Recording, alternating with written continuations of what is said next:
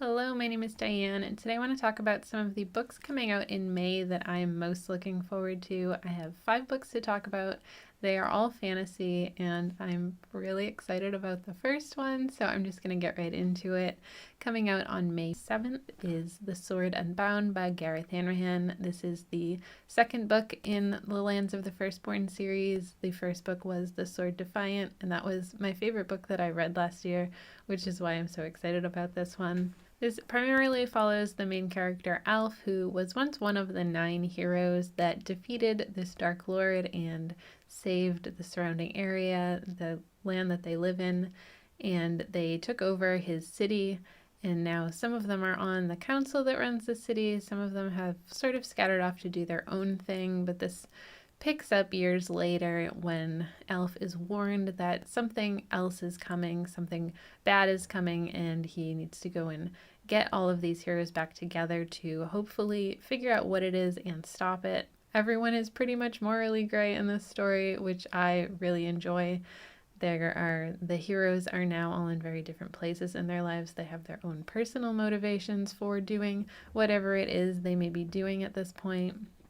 And they have really all changed a lot, and getting back together with them, figuring out what this new threat that's coming is and who's behind it. There's really no clear-cut good versus evil anymore, which is something that Alf is grappling with throughout the story, and that's something that I really enjoy seeing in stories. I really like when it's not just that the good guys are good all the time and they only do good things, and the bad guys are bad just because they're evil and they only do evil things. It's a little too clear cut for me. So I really liked seeing that in this story. We also follow, for part of the story, Alf's sister, as she is following her son who has gone off on his own adventure that she knows is very dangerous. So she's trying to catch up to him. And we get a lot of the world building through her. And I really enjoy this story. I really like an adventure fantasy story. I really loved the cast of characters in this. I liked that everyone's pretty much morally gray in one way or another, and I liked just all of the different fantasy elements that were in this. So I'm really excited to see this story continue and see how Alf deals with whatever he has uncovered. I'm not going to say what it is for the sake of spoiling it, but I want to see how he progresses in dealing with this new threat that's coming and what side he winds up on, if he picks a side or if he tries to stay between the two.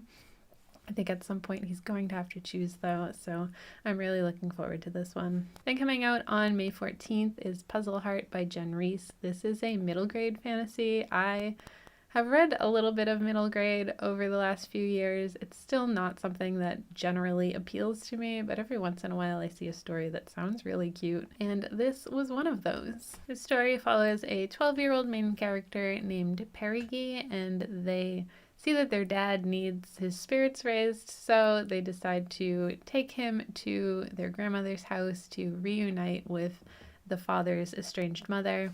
And Perigi is mostly excited about this because they finally get to visit their grandparents' bed and breakfast that they built but never opened. And this house is a puzzle house. It has mysterious rooms and corridors and lots of secrets within it, and they have always wanted to explore it and figure out what's at the center of this house, what is actually contained within once you get past all of these puzzles. However, the house doesn't seem to cooperate. It's not making things easier, and Grandma also isn't giving away any of her secrets. So Perigi is working together with their new friend and trying to solve the puzzles within this house and hopefully safely get to the center of it.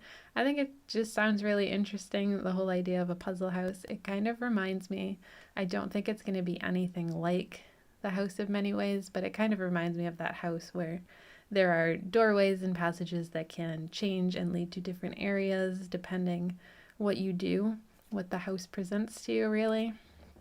And that kind of reminded me of that, and I really liked that book. So that whole setting of this house, this bed and breakfast, really, that keeps changing and has all these puzzles within it. I also just really like puzzles.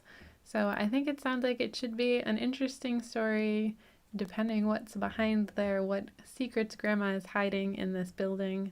Sounds like it could be a really fun story.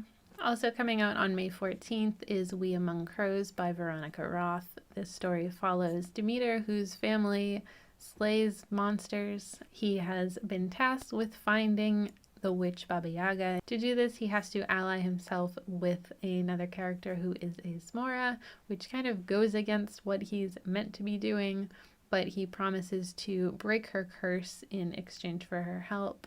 Together, they only have so much time to track down and find Baba Yaga, and Demeter also has some other motives of his own behind doing all of this.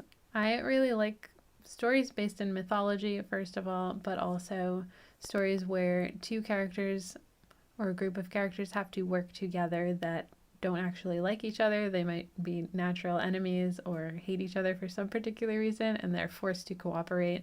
I just think it creates a really interesting dynamic, and it sounds like that's what we're going to get from this story as Demeter and Ella work together to find Baba Yaga. This is also a shorter story at under 200 pages. It sounds like it should be an interesting story with very complicated dynamics between the characters and also motivations behind what's causing them to do whatever it is they end up doing.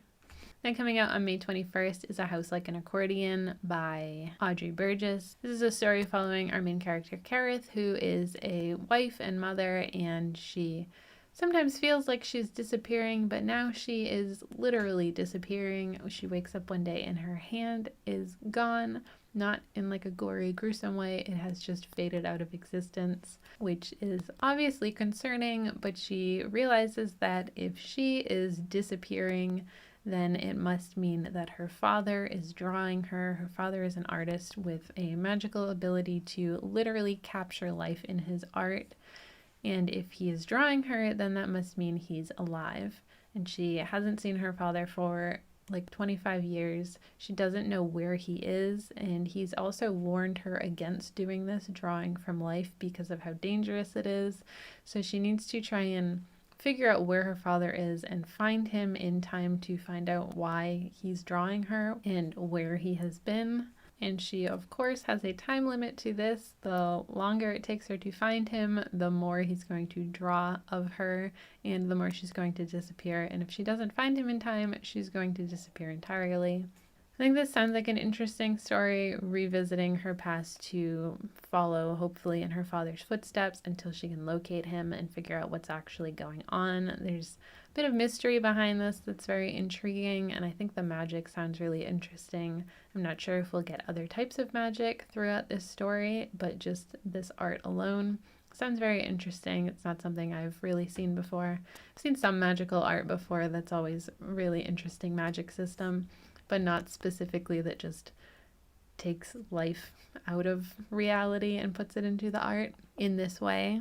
So this sounds like a very interesting story, and I'm curious to see if Kirith can find her father in time and why he's doing this.